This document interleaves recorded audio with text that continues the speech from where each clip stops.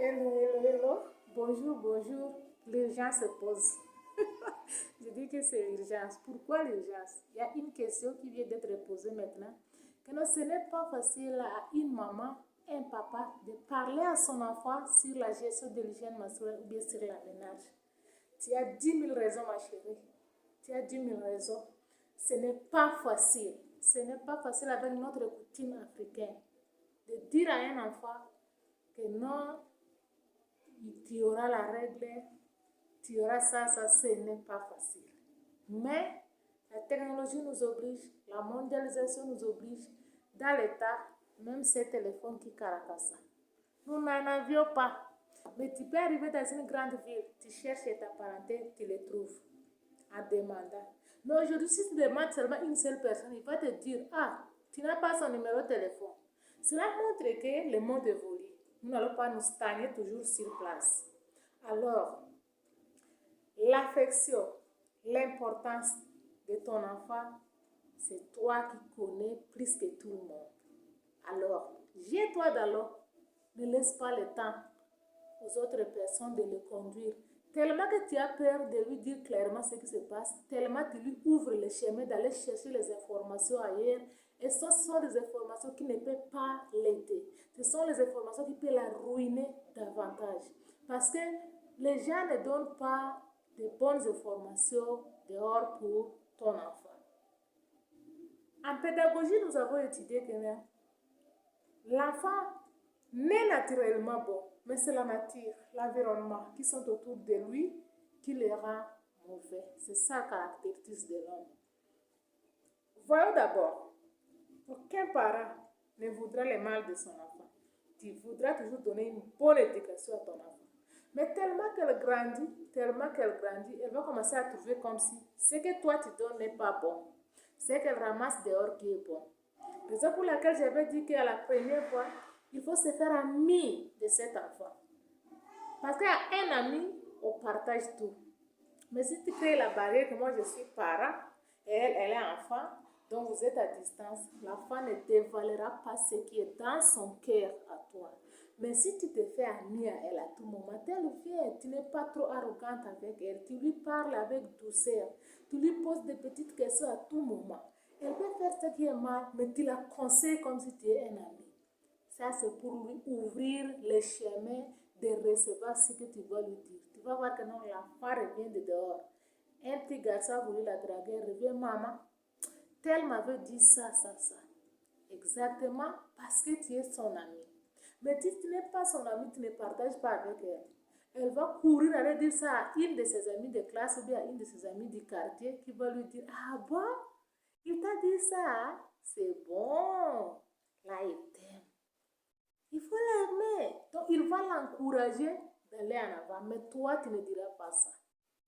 Toi, tu ne diras pas ça. Raison pour laquelle j'insiste sur il faut se faire ami avant de parler à ton enfant sur la ménage ou bien sur la menstruation, comment ils doivent se gérer.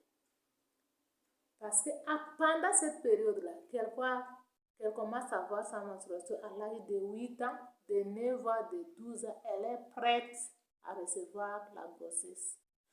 Vraiment prête. Mais elle est encore enfant. Elle est encore enfant. Donc, je ne contredis pas ta question, ma chérie. Tu as 10 000 raisons. Mais ce que je demande, c'est l'effort. Efforçons-nous de leur parler de cela. Oui, de leur parler de cela. Je regrette comme je suis à distance avec toi. Mais si tu étais proche de moi, même à 30 km, j'allais me sacrifier pour venir parler avec cet enfant, ouvrir ces débats. Et après, toi, tu vas continuer avec. C'est ça ce que nous faisons avec les enseignants.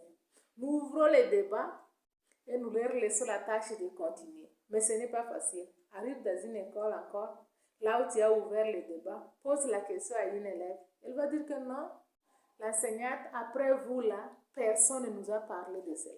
Donc les frousses là, les tabous là, les mythes là sont encore dans nos sangs. Et tout ce qui est innovation, personne ne peut s'adhérer à ça en un clé d'œil. Ça dure.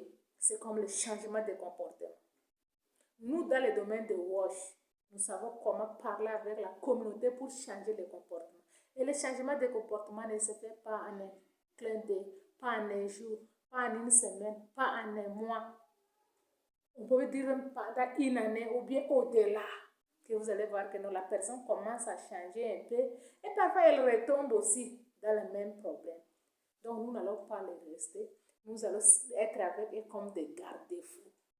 En état qui est ami, tu te fais vraiment ami et comme si tu t'intéresses à elle chaque soir, tu as le temps de lui poser des petites questions. Tu ne laisses pas beaucoup de distance entre vous. Et tu vas voir que non, elle va commencer à dire, maman, à l'école là, celle-ci m'avait dit ça, ça, ça. Est-ce que c'est bien? Comme tu es son ami là, toutes les questions reviendraient chez toi. Mais si tu es une maman arrogante, ne viens pas me déranger avec ça. Hein. Là, c'est ton problème à l'école là-bas. La foi va te dire que celle-ci n'est pas mon amie. Alors, elle fera tout pour aller se confier à une autre personne.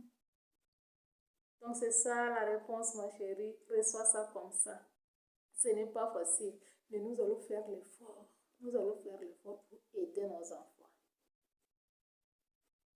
Je sais le pourquoi je remets cette charge entre vous, mais les parents.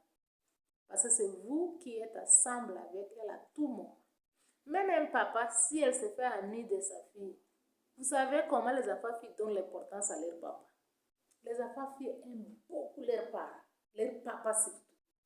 Et à ce moment-là, quand elle s'est déjà confiée à toi, tu as tout droit sur elle de lui dire n'importe quoi, comme si tu te fais amie pour lui. Donc c'est ça. Merci pour la journée d'aujourd'hui. On s'arrête là. Le temps aussi nous presse, mais nous sommes toujours disponibles à recevoir vos questions. Nos bras sont ouverts. Merci. Je suis là à tout moment.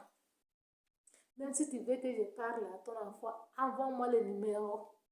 Si c'est l'introduction, je vais l'introduire. Mon numéro WhatsApp, c'est 082 114, je m'excuse, 082 62 114 54. Je le répète encore. 082 62 114 54. À tout moment, tu vas me trouver en ligne.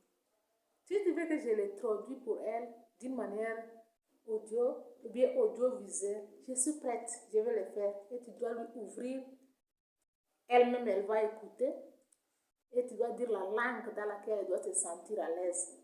Parce que je parle le français, je parle le lingala, je parle le swahili, je parle la lour, ma langue maternelle. Je me sens très à l'aise dans ça. Bye bye.